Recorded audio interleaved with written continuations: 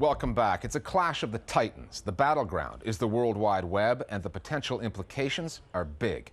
Google, the web's dominant search engine, is calling out the Chinese government and its policy of censorship, saying if the company is not allowed to post unfiltered content, it may have to shut down its Chinese search engine, Google.cn.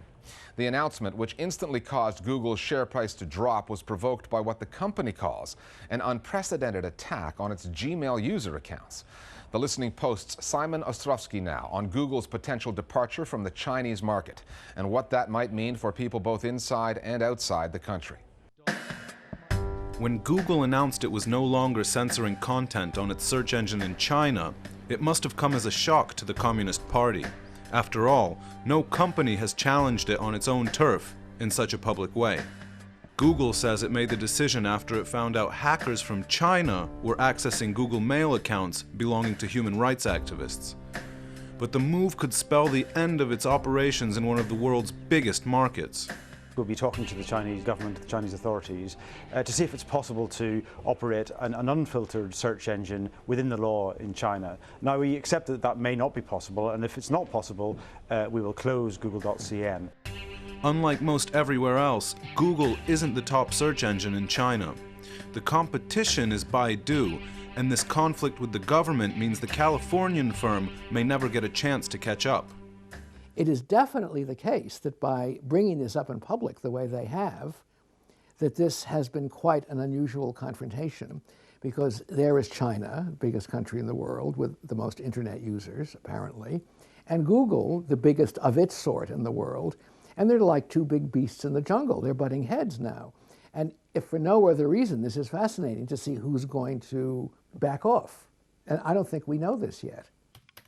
Kate Saunders of the International Campaign for Tibet is a rights activist who says she's been a victim of internet surveillance by the Chinese government in the past. I asked what she thought the aim was of targeting people like her. I think that one of the aims of that has been a sort of to modify behaviour, to make you think twice about sending anything out over email, and to send a message that whatever we're communicating about in open email is accessible to others.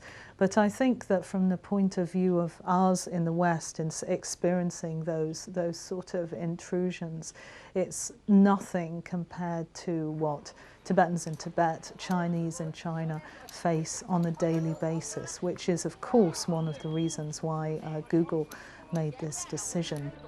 Anyone with an internet connection can check for themselves to see that Google hasn't stopped censoring itself yet. Like every internet company operating in China, Google has to censor its search results if it doesn't want China's Great Firewall to block its site completely. What this means for regular users inside the country is that when they search for politically sensitive subjects like Tiananmen Square, they get pictures like these. On Google's global site, users see the iconic images we associate with the 1989 student protests and the subsequent massacre. While China is notorious for human rights violations that range from censorship to capital punishment, many American companies turned a blind eye at the country's actions in order to reap a hefty profit. While Western media reports have portrayed Google's threat to leave the country as the battle of an American corporation to secure free speech rights in China, the country's official media say things aren't so clear-cut. The Chinese media reaction has been, on the whole, there they go again, the foreigners, trying to tell us how to behave. It's the old colonial imperialist attitude. This official Chinese broadcaster aired a number of stories saying Google was already in the doghouse with the authorities and their controls were meant to curb pornography. Last June, authorities ordered Google to block vulgar content as part of a government campaign to combat online pornography. The ministry expects foreign companies to respect local laws and regulations. But according to Google, the last straw for the company was a coordinated cyber attack on its servers, which targeted human rights activists using its Gmail service. What has become very clear over the last year or so, there is a lot of efforts to clamp down on freedom of speech on the internet in China.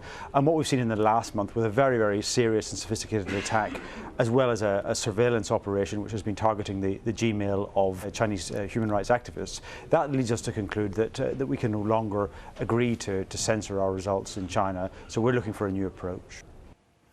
Free speech advocates have applauded Google's stance and hope it'll set the example for other companies operating in China. But Google hasn't always been the corporate poster boy for free speech and human rights. When Google first began selling their services to China 5 years ago, that it was pointed out to them by many people, including, I say modestly, myself, that this was disgusting, that what they were doing was helping the Chinese to infringe the freedom or the liberty of their citizens. In fact, Google was all bluster in its early days in China. This is the head of the company's Chinese operations in 2007. Google is certainly out and committed to prove that multinational internet companies can in fact succeed in China. Now that the situation has changed, Google will be watched to see if it follows through on its promise to stop censoring its search results. The next step from Google is critical. It will enable us to see how serious they are about the steps taken so far. Are they going to pull out, or are they going to take measures in order to secure more free access to information for the Chinese people? I think we don't know the answer to that yet. Google will forfeit potential billions on the Chinese market if it shuts its doors there, setting a strong example for Western companies that continue to kowtow to the Communist Party. Now we'll just have to wait and see if this is a new dawn for corporate ethics, or if it'll be business as usual for Google in China. More Global Village Voices now on Google and China. The extent of openness of China's internet is already widely known, so I don't think Google's sudden reaction after 4 years of successfully operating in China really says anything new. I would be disappointed if Google is to pull out of China, but on the other hand, it may possibly open up China's industry to homegrown developers that could provide similar and competitive services and still comply with government regulations. Assuming Google does do what it wants to do, and it confronts Beijing's censorship, then what's more likely to happen is that the Chinese people themselves are going to be able to find ways to circumvent the Great Firewall of China. Somehow I don't think the flow of information is going to stop just because one government says so. There'll be anonymous proxies surfing through other means. As a matter of fact, this is going to backfire on Beijing. Rather than create more control over the people are going to find ways to lessen that control themselves through technology. Finally, last week, you may remember, we ran a web video on Friendster, the social networking site that, although it has been overtaken in usage by Facebook, remains popular, particularly in Asia. In the early days of Friendster, some of its employees broke away to form their own networking site, and MySpace was born. For those of you who still don't understand what the whole social networking thing is all about, we're not going to explain it to you right now, but maybe the following clip will make you feel better, because you're not alone. The clip is from the online American comedy network. It reworks a classic song by a late great American singer who's as confused by the whole thing as you are. It's our web video of the week. We'll see you next time at The Listening Post.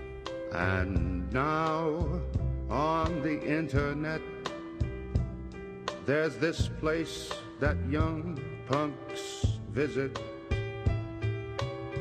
Make friends, put up some pics, something called a blog. What the hell is it? In my day, when I'd meet dames, we'd have a drink at your or my place. But now, all that crap's gone. Instead, there's MySpace. So what's the big deal? These kids are whacked.